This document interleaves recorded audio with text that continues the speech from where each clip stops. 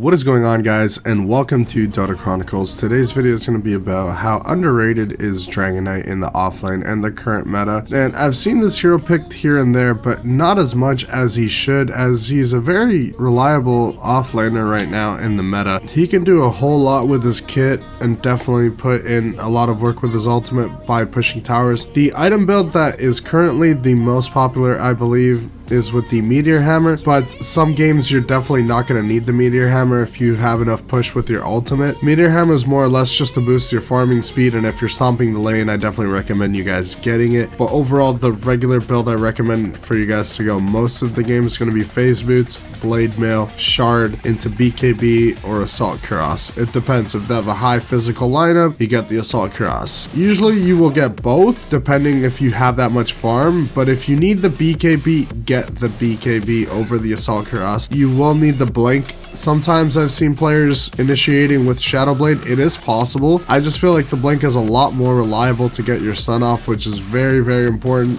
On Dragon Knight, his stun is absolutely fantastic. He's a very tanky hero, and with everything that's being played in the meta with Drow Rangers, Slarks, Spectres, this hero does pretty well against those counter matchups because he has so much armor going for him, so much regen, and his stun could definitely ruin a Drow's day. If you blink onto her, you stun her. If she doesn't have BKB, she's pretty much dead with a little bit of backup from your team. And it's a pretty easy hero to play. I mean, it's a stun, your Fire Breath reduces damage, you have Fireball, which is your shard, which is absolutely great to push lanes, and it's a great farming tool if you didn't go for the Meteor Hammer.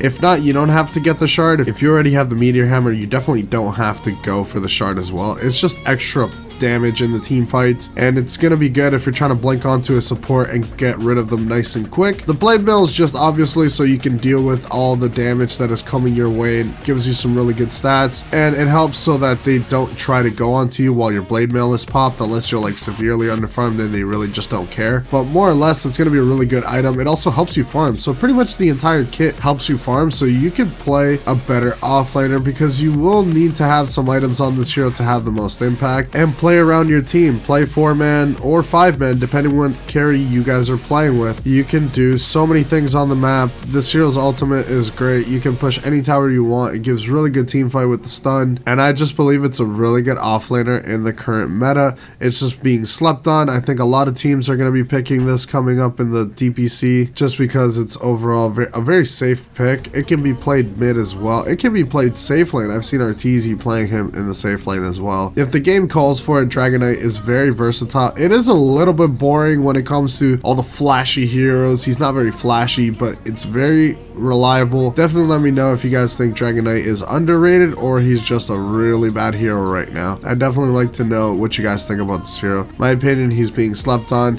He's a very strong hero, and I definitely play him as much as I can. As long as it's a pretty decent Dragon Knight game, I will pick him. It's gonna usually be a pretty decent game.